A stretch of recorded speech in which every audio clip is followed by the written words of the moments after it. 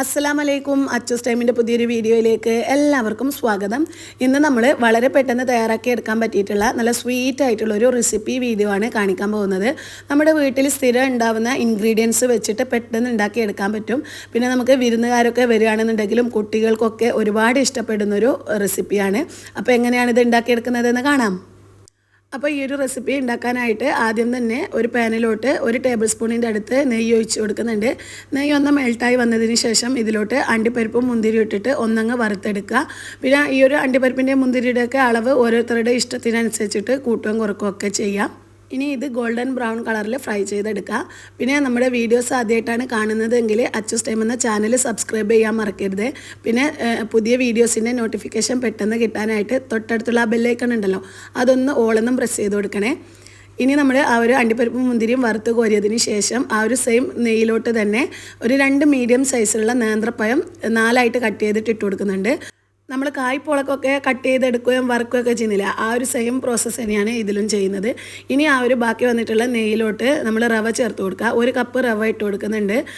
റവ ആ ഒരു നെയ്യിൽ കിടന്നിട്ട് ഒന്നങ്ങ് വറന്ന് വരണം. ഒരുപാടൊന്നും വറുക്കേണ്ടതില്ല, ചെറുതായിട്ടൊന്ന് വറുത്തിട്ട് മധുരത്തിന് ആവശ്യമായിട്ടുള്ള പഞ്ചസാര അതിലോട്ട് ചേർത്ത് കൊടുക്കുക. 1 കപ്പ് റവക്ക് 1/4 കപ്പോളം പഞ്ചസാര ചേർക്കുന്നുണ്ട്. എന്നിട്ട് മധുരം ബാലൻസ് ചെയ്യാനായിട്ട് 1 നുള്ളു ഉപ്പും ചേർത്തിട്ട് നല്ലോണം ഇതൊന്ന് മിക്സാക്കി എടുക്കുക. എന്നിട്ട് ഇതിലോട്ട് 1/2 കപ്പോളം പാൽ ഒഴിച്ച് കൊടുക്കുന്നുണ്ട്. നമ്മൾ സാധാരണ പശുവും പാലാണ് ഒഴിക്കുന്നത്. ഇനി ആ ഒരു പാൽ ഒഴിച്ചിട്ട് ആ ഒരു റവ പാലിൽ കിടന്നിട്ട് ഒന്നങ്ങ് വെന്ത് വരുന്നവരെ നല്ലോണം മിക്സ് ആക്കുക. ഇനി ഇത് നല്ലോണം കുറുകിയിട്ട് ഡ്രൈ ആയി വരും, കണ്ടില്ലേ? ഇതുപോലെ ആ ഒരു പാനിൽ നിന്നും വിട്ട് വരുന്ന ആ ഒരു പരുവത്തിലായാലും സ്റ്റൗ ഓഫ് ചെയ്തിട്ട് ഇത് ചൂടാറാനായിട്ട് വെക്കുക. ഇനി ഇത് ചെറുതായിട്ട് ചൂടാറിയതിന് ശേഷം കയ്യിലിട്ടിട്ട് ഓരോ ബോൾസാക്കി എടുക്കുക. ബോൾസിൻ്റെ വലിപ്പമൊക്കെ ഓരോരുത്തരുടെ ഇഷ്ടത്തിനനുസരിച്ചിട്ട് ചെറുതും വലുതും ഒക്കെ ആക്കുക. പിന്നെ നമ്മൾ ഇതേപോലെ തന്നെ ക്യാരറ്റ് വെച്ചിട്ട് ചെയ്യുന്നൊരു റെസിപ്പി മുന്നേ അപ്ലോഡ് ചെയ്തിട്ടുണ്ടായിരുന്നു. കാണാത്തവരുണ്ടെങ്കിൽ അതൊന്ന് കണ്ടു നോക്കുക. റവ ബോൾസ് ഇവിടെ റെഡിയാക്കി എടുത്തിട്ടുണ്ട്. ഇനി നമുക്ക് ഇത് ഉണ്ടാക്കിയെടുക്കാം. അതിനായിട്ട് ആദ്യം തന്നെ നമ്മുടെ ആ ഒരു പായസത്തിന് ചെറിയൊരു തിക്നെസ് കിട്ടാനായിട്ട് ഒരു പാത്രത്തിലോട്ട് 1/4 ടേബിൾ സ്പൂണിൻ്റെ അടുത്ത് കോൺഫ്ലോർ പൗഡർ ഇട്ട് കൊടുക്കുന്നുണ്ട്. അതിലോട്ട് കുറച്ച് പാൽ ഒഴിച്ചിട്ട് കട്ടകളൊന്നും ഇല്ലാതെ ഇത് നല്ലോണം ഒന്നങ്ങ് മിക്സാക്കി എടുക്കുക. ഇനിയിപ്പോൾ കോൺഫ്ലോർ പൗഡർ ഇല്ലയെന്നുണ്ടെങ്കിൽ ഇതിന് പകരമായിട്ട് നമുക്ക് അരിപ്പൊടി ചേർത്ത് കൊടുത്താലും മതി. നമ്മുടെ പത്തിരിപ്പൊടി ഉണ്ടല്ലോ, നൈസായിട്ടുള്ള ആ ഒരു പൊടി, വറുത്തതോ വറുക്കാത്തതോ ഏതായാലും കുഴപ്പമില്ല. അത് ഇതുപോലെ തന്നെ 1.5 ടേബിൾ സ്പൂണിൻ്റെ അടുത്തോളം ഇട്ട് കൊടുത്തിട്ട് പാലും ഒഴിച്ചിട്ട് ഒന്നങ്ങ് മിക്സാക്കി എടുത്താലും മതി. ഇനി നമ്മൾ നേരത്തെ അണ്ടിപ്പരിപ്പും മുന്തിരിയും ആ ഒരു റവയൊക്കെ ഉണ്ടാക്കിയെടുത്തിട്ടുള്ള ആ ഒരു സെയിം പാത്രത്തിൽ തന്നെ പാലൊഴിച്ച് കൊടുക്കുന്നുണ്ട്. എന്നിട്ട് മധുരത്തിന് ആവശ്യമായിട്ടുള്ള പഞ്ചസാര ഇതിലോട്ട് ചേർത്ത് കൊടുക്കുക. ഇനി എന്താ നല്ലോണം ഒന്നങ്ങ് തിളപ്പിച്ചെടുക്കുക.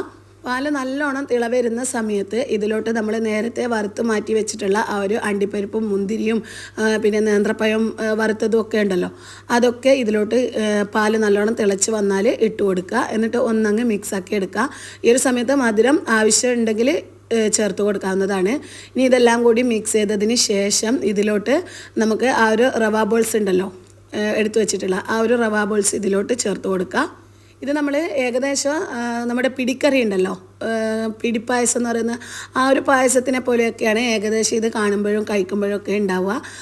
നല്ല ടേസ്റ്റാണ് കഴിക്കാനായിട്ട്. ഇനി നമ്മൾ ആ ഒരു പായസത്തിന് ചെറിയൊരു ഫ്ലേവർ കിട്ടാനായിട്ട് ഏലക്ക പൊടിച്ചതുകൂടി ചേർത്ത് കൊടുക്കുന്നുണ്ട്. എന്നിട്ട് ഇത് നല്ലോണം മിക്സ് ചെയ്തതിന് ശേഷം ആ ഒരു റവ ബോൾസ് അതിൽ കിടന്നിട്ട് ഒന്നങ്ങ് സോഫ്റ്റായി കിട്ടണം. അതിന് ശേഷം നമ്മൾ നേരത്തെ മിക്സ് ചെയ്ത് മാറ്റി വെച്ചിട്ടുള്ള കോൺഫ്ലോർ ഉണ്ടല്ലോ, അത് ഇതിലോട്ട് ഒഴിച്ച് കൊടുക്കുക. എന്നിട്ട് ഒരു 3-4 മിനിറ്റോളം നല്ല ഹൈ ഫ്ലെയിമിൽ തന്നെ ഒന്നങ്ങ് തിളപ്പിച്ചെടുക്കുക. ആ ഒരു സമയത്ത് കോൺഫ്ലോർ ഒഴിച്ച് കൊടുത്താൽ ചെറുതായിട്ടൊന്ന് തിക്കായി വരും.